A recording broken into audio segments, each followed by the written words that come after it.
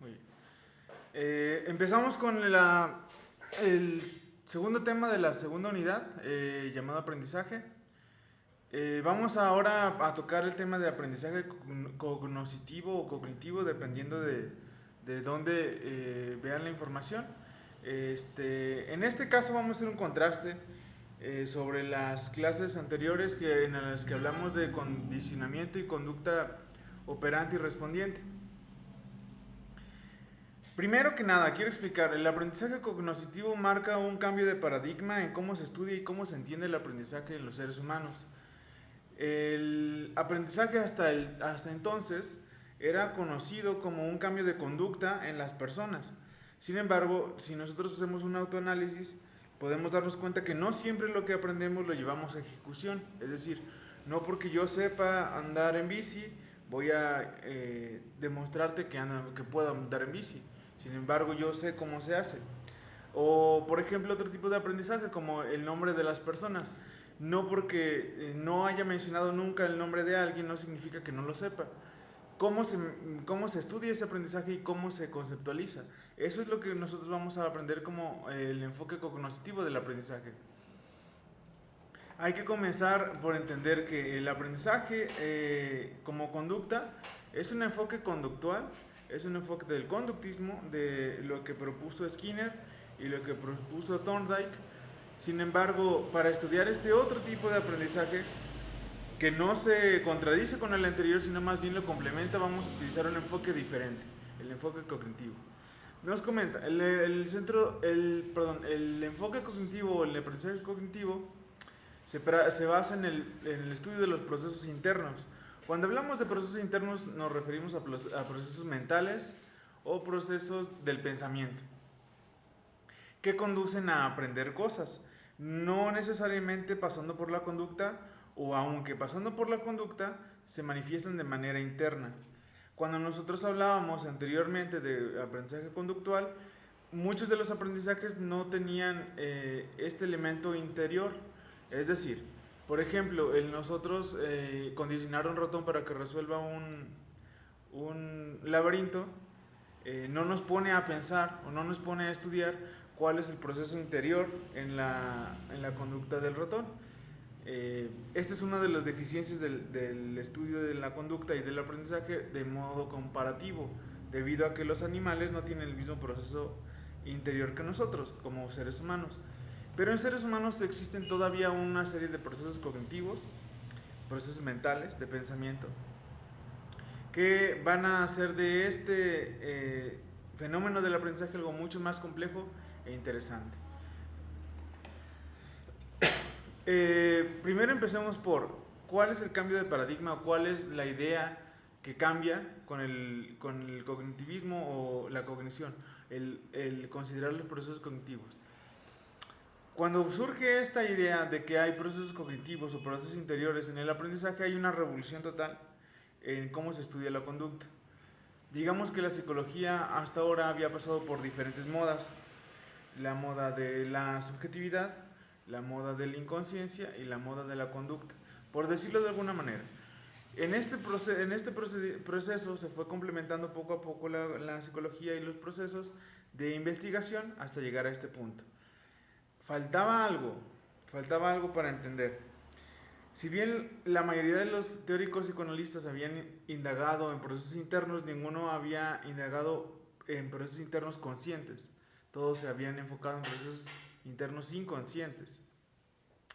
En el enfoque cognitivo hablamos de una forma más naturalista del pensamiento y nos enfocamos mucho en la relación que existe entre la persona que conoce el mundo y el mundo que se conoce. La relación es la que nos importa.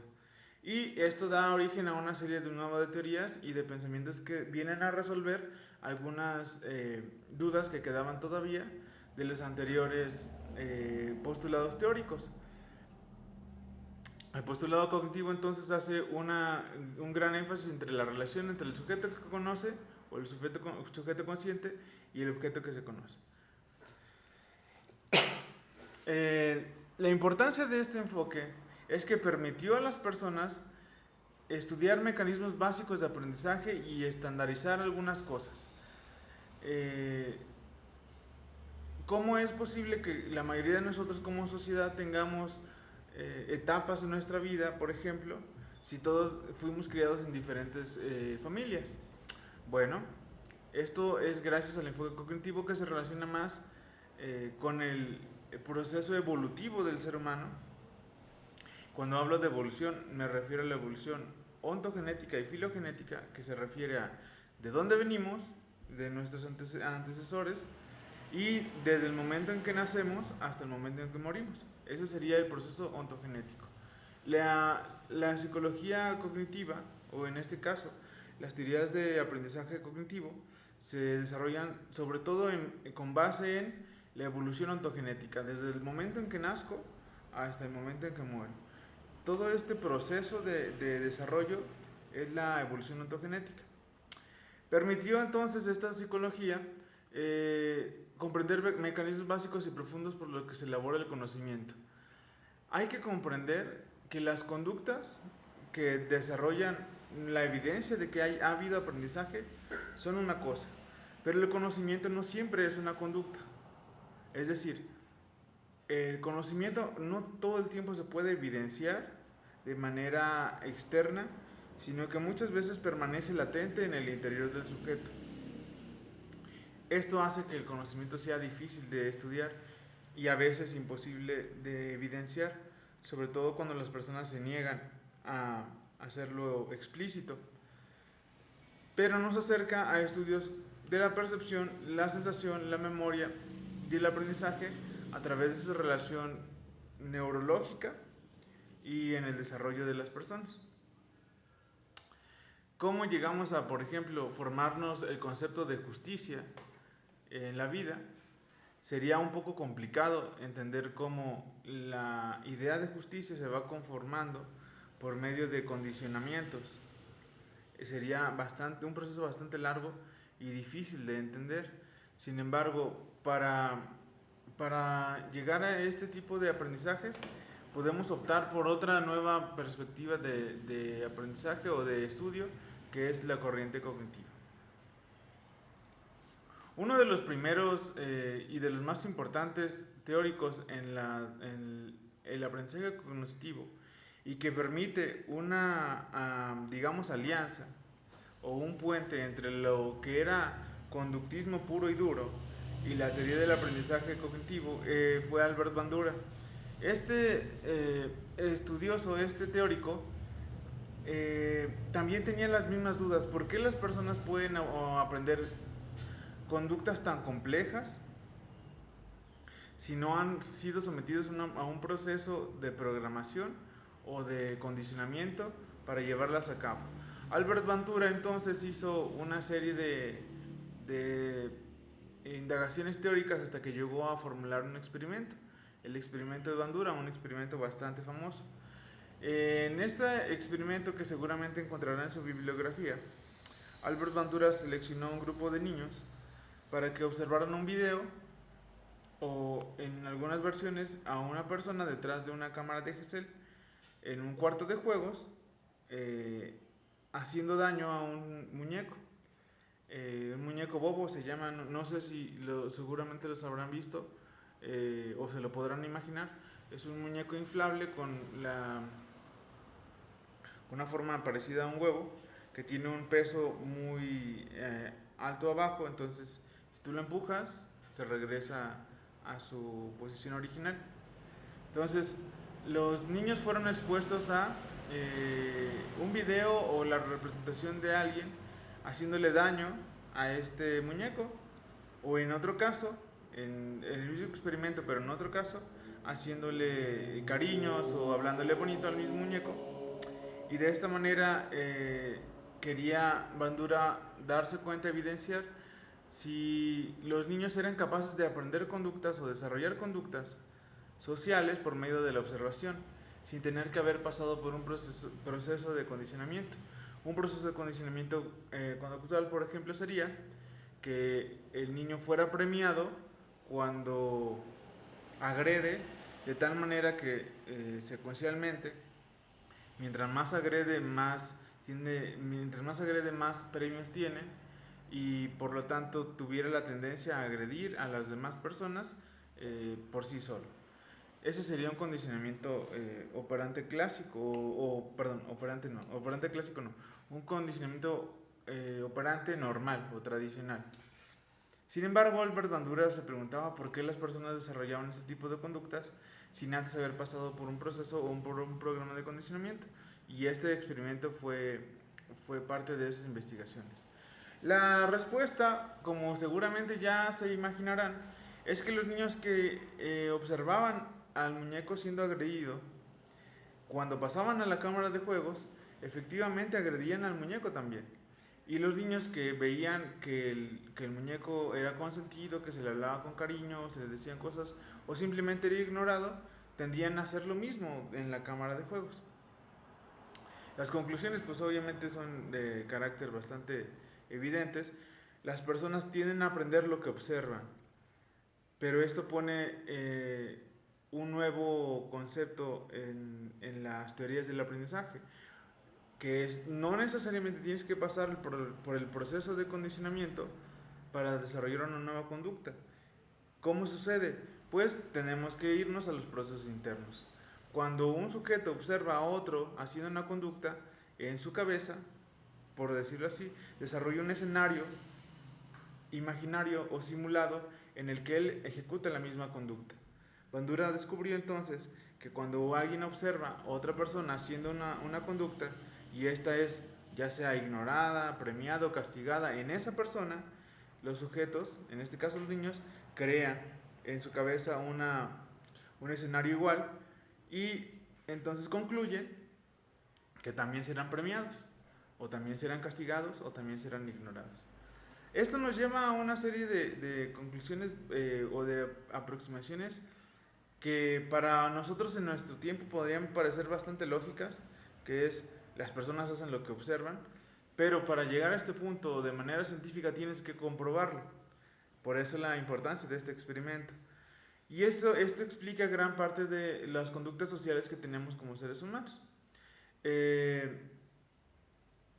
consideran los factores externos tan importantes como los factores internos. Por ejemplo, hemos observado, por ejemplo, en las distintas culturas cómo se desarrollan modas, ya sea de vestimenta, de comportamiento,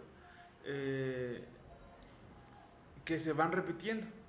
Cuando otra persona desarrolla una conducta nueva, por ejemplo, una moda diferente, las personas que la observan tienden a imitar el comportamiento y si son premiados se convierte en una imitación masiva, por decirlo de esta manera.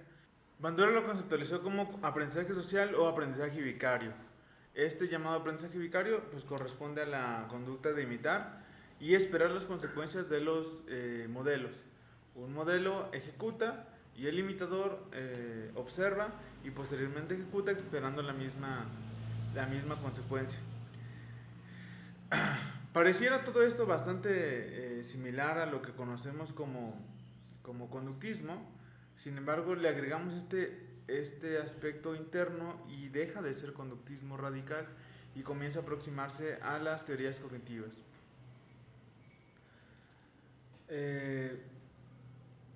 El aprendizaje vicario o el aprendizaje social tiene ciertas diferencias con lo que nosotros conocemos como el aprendizaje tradicional o conductual de conductismo tradicional.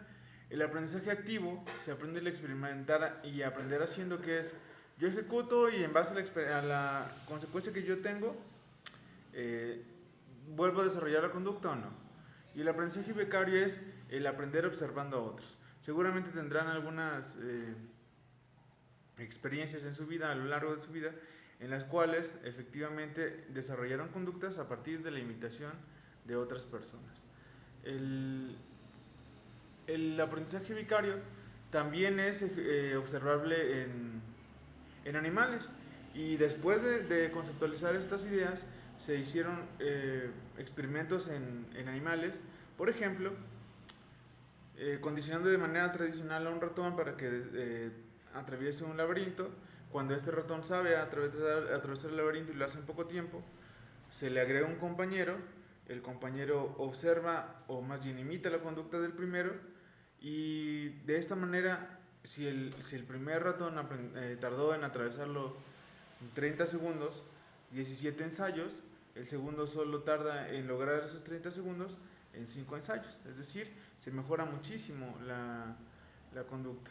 Entonces, es importantísimo para esto. El aprendizaje vicario depende de algunos factores internos y factores externos. Los elementos que van a propiciar el correcto aprendizaje son: uno, que la persona que está observando, es decir, el posterior imitador, preste atención a la conducta del modelo.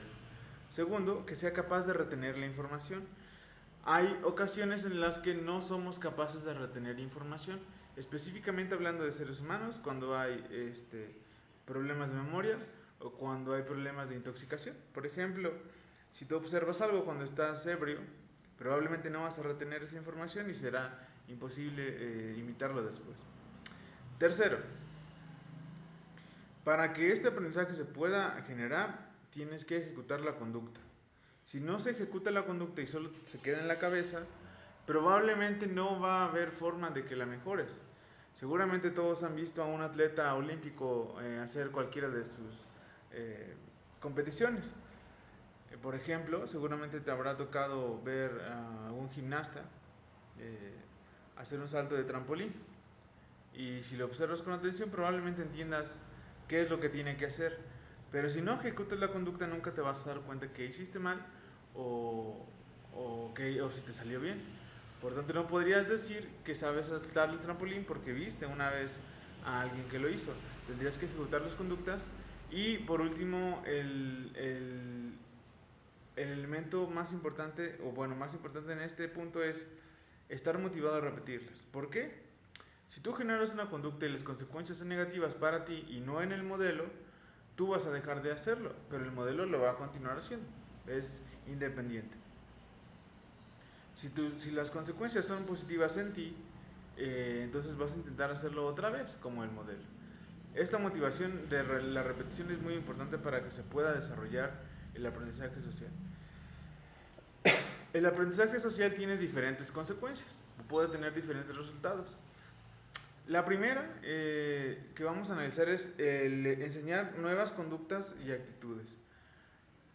La actitud es un elemento que es un poco más complejo de entender que la conducta nada más, porque implica varios procesos internos, pero voy a asumir que más o menos tiene la idea de qué es una actitud.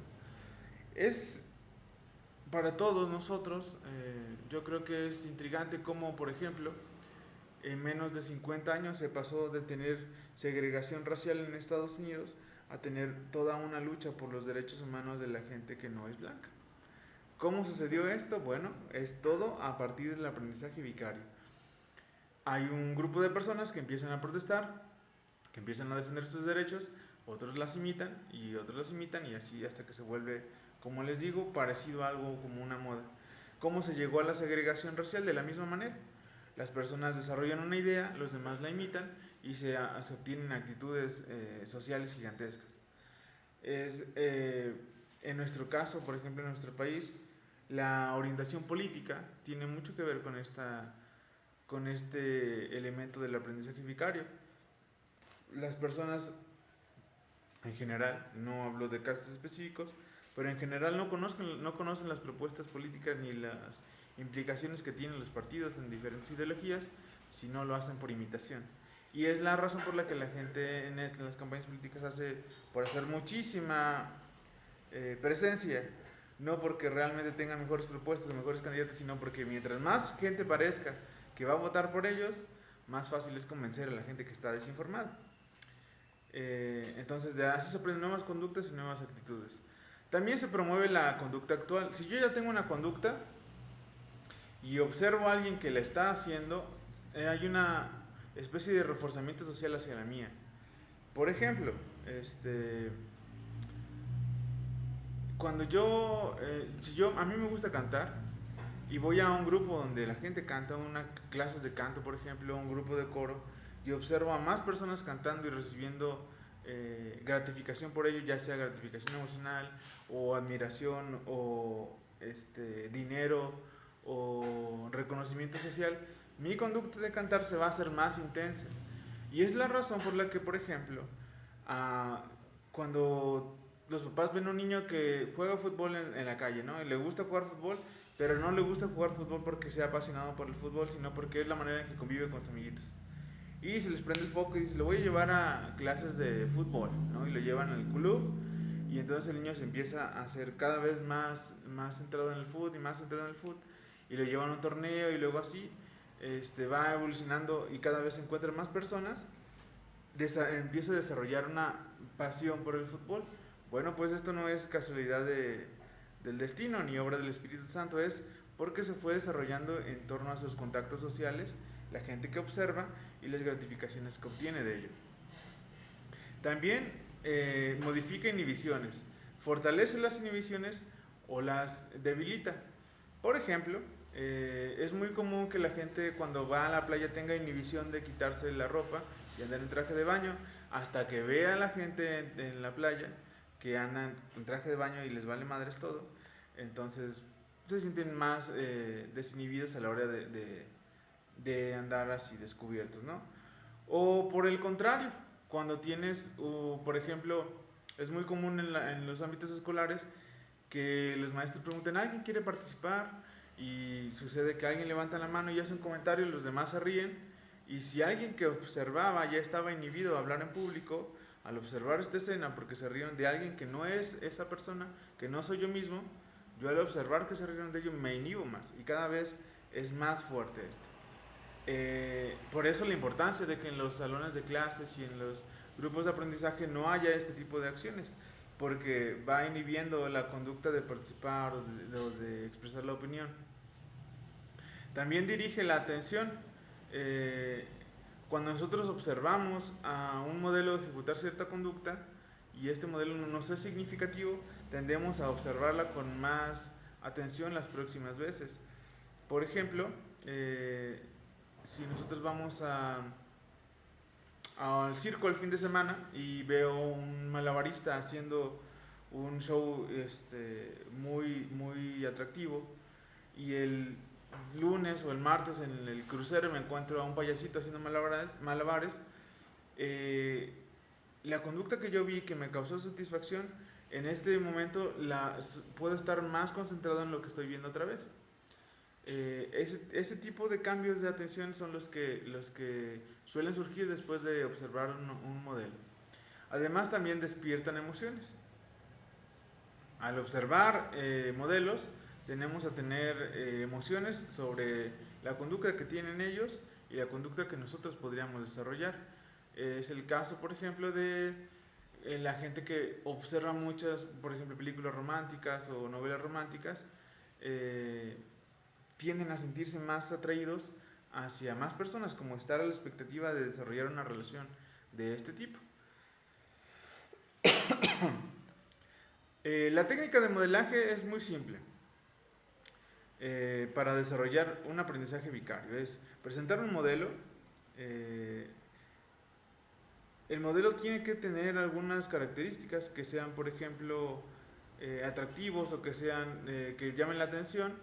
Presentar el modelaje, que es la conducta que quiero que la otra persona aprenda, de forma atractiva, es decir, que pueda llamar la atención, que sea muy expresiva. Esperar a que la otra persona la observe y, sobre todo, muy importante, reforzar la conducta si es que yo quiero que la persona que lo observa aprenda a hacerlo, o castigarla si quiero que deje de hacerlo. Para poner un ejemplo muy sencillo, cuando tenemos un grupo de niños, por ejemplo en el preescolar, y queremos que los niños vayan a hacer el villancico, hagan el villancico de la posada. Toma un niño que yo sé que le gusta cantar y le digo, a ver, Juanito, ¿me puedes cantar la Nochebuena? Y Juanito la canta y yo le digo frente a los demás, muy bien, Juanito, le pongo una estrella, eres un gran cantante. Y pregunto, a ver, niños, ¿quién más quiere cantar?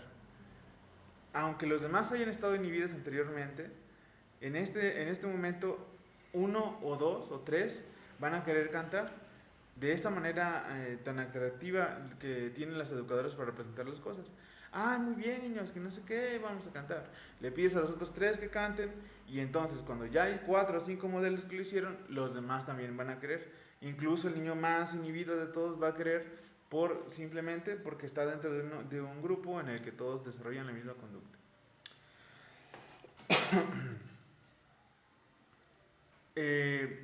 Este sería el aprendizaje vicario, el primero de los aprendizajes cognitivos. Para no profundizar tanto o no extendernos tanto en este tema, voy a tratar el otro tipo de aprendizaje cognitivo que es más importante teórica y teóricamente, que es el enfoque constructivista. Es un poco más complejo, pero es importante que se conozca debido a el cambio paradigmático otra vez que desarrolla. El enfoque constructivista asume que los procesos internos son reales y por tanto la realidad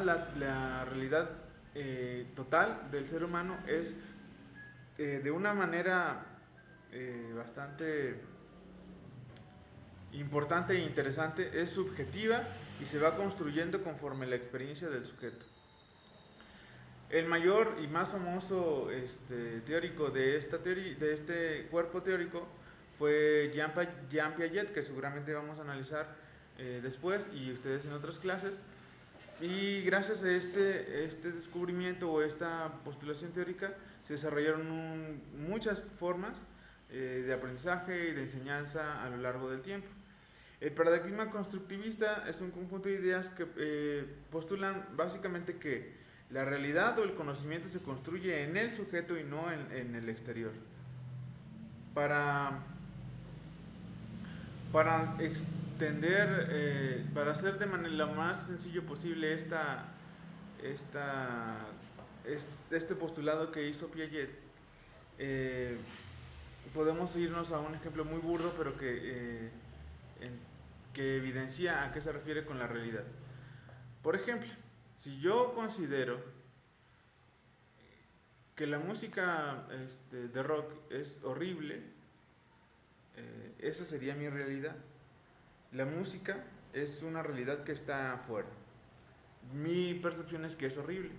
Otra persona diferente, con otro tipo de vivencias anteriores, con otro tipo de desarrollo, tal vez otra familia o otro grupo social, piensa que la misma música que yo odio es la mejor y la que a mí me gusta está horrible. ¿Cuál tiene la razón? En realidad ninguno de los dos, y los dos al mismo tiempo. ¿A qué me refiero? Que para uno, a la persona que le gusta la música de rock, la realidad es esa, que la música de rock es genial, y la persona a la que la odia, la realidad es esa, que es horrible. Nosotros no somos capaces de vivir la realidad de otras personas, solamente la que está dentro de nosotros. Y esto es lo que conocemos como constructivismo. Es evidente que hay estímulos que podemos observar 2 o 3 o 4 personas al mismo tiempo, pero todos y cada uno lo vamos a entender de maneras distintas y de ese mismo estímulo sacar conclusiones muchas veces muy distintas. Todos vamos a decir que es nuestra realidad o que esa es la verdad, pero en realidad no, nos referimos a que es nuestra realidad.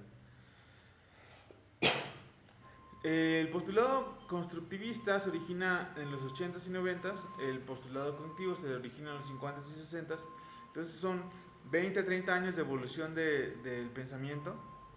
Y el constructivismo comparte con el posmodernismo la idea de que no hay una sola realidad objetiva, sino todas son un conjunto de realidades objetivas que nosotros vivimos como individuos.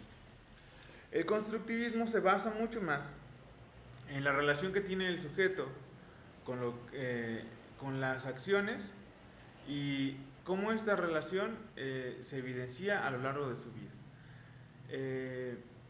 Es un conjunto, o más bien, es un conjunto de postulados teóricos que van estudiando de manera muy detallada cómo es que nosotros desarrollamos nuestro conocimiento. Lo primero es cómo nosotros nos diferenciamos del mundo. Aunque ya se habló de esto en otras corrientes teóricas, para los constructivistas es demasiado importante este tema. Cómo nosotros nos diferenciamos del mundo y en qué momento nos damos cuenta que nosotros no somos parte de esto. Esto sucede cuando pues generalmente se dice que sucede cuando el niño se da cuenta que no es parte de su mamá. Cuando él reconoce que no es parte de ello, se reconoce como individuo, entonces se identifica a la madre como un objeto o como un sujeto en este caso, y entonces se produce el primer conocimiento. A partir de la diferenciación de un sujeto con otro, se produce el primer conocimiento. Y a partir de aquí, todos los conocimientos se van a empezar a desarrollar. ¿Qué sí es parte de y qué no es parte de? ¿Qué sí es parte de mí y qué no es parte de mí? Es parte fundamental del conocimiento. Son cosas que a veces damos por sentado y que realmente no analizamos. Todo aquello que no es parte de mí, entonces es parte del mundo exterior y por tanto es sujeto al desarrollo o a la investigación o al análisis para conocer su realidad. Jean Piaget postuló una serie de estados, o estadios más bien, en las que las personas se van desarrollando cuando tienen un desarrollo cognitivo y neurológico normal. El primero de estos estadios es la etapa sensomotora, que es en la que el conocimiento y todo el mundo se basa simplemente y únicamente en lo que el niño es capaz de entender y sentir por medio de sus sentidos fisiológicos, es decir, oído, tacto, gusto, vista, olfato y otros sentidos de los cuales hablarán después. Esto le ayuda a, como lo comentaba en este momento, conocer qué sí viene de él y qué no viene de él. Posteriormente viene la etapa preoperatoria. En la etapa preoperatoria o preoperacional aumentan las percepciones de los niños y se empiezan a generar pensamientos. Sin embargo, estos pensamientos no necesariamente son lógicos y muchas veces no tienen demasiada estructura. Viene la etapa de las operaciones concretas después, donde el razonamiento se empieza a evolucionar. Sin embargo, todavía los niños no son capaces de desarrollar ideas complejas.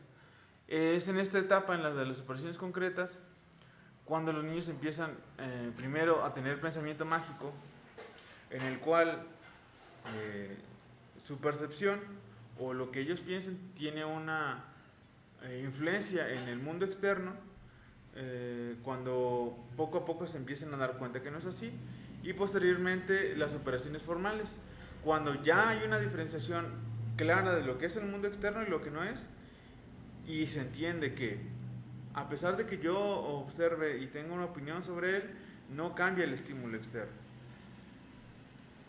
Hay muchas personas que no desarrollan estas operaciones formales de manera completa. Hay muchas personas en el día de hoy y siempre ha habido que piensan que sus pensamientos o las acciones que tengan consigo mismos van a hacer un cambio fundamental en el mundo externo, y no es así, o por lo menos en este punto de la ciencia no lo es. Sin embargo, sí cambian la percepción que tenemos nosotros del mundo. Es la razón entonces, gracias a estos descubrimientos de Piaget y sus postulaciones, que desarrollamos grados escolares para poder ir optimizando el aprendizaje de los niños conforme a la edad neurológica y la edad, podríamos decir, la edad mental que tienen, optimizar el tipo de aprendizaje que van desarrollando. En ocasiones es necesario retroceder un poco para poder explicar algunas cosas o avanzar un poco para explicar algunas otras, pero es importante que entendamos que los niños y los sujetos en general a veces no entienden las cosas o no comprenden o no aprenden, no porque sean incapaces o poco inteligentes, sino porque no han desarrollado un contexto suficiente para empezar a implementar nuevos aprendizajes. Esta teoría tiene mucho interés científico y sobre todo pedagógico, y es importante que se analice con más profundidad. Por el momento vamos a dejarlo hasta aquí y nos vemos en la siguiente clase.